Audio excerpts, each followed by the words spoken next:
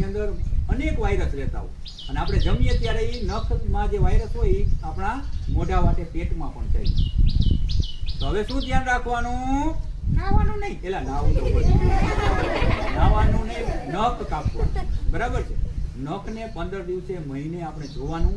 બહુ વધી ગયા હોય તો એને શું કરી દેવાના?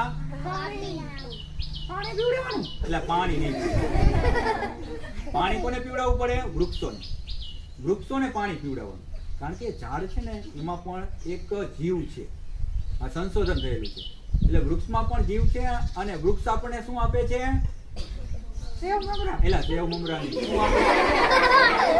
શું આપે છે વૃક્ષ?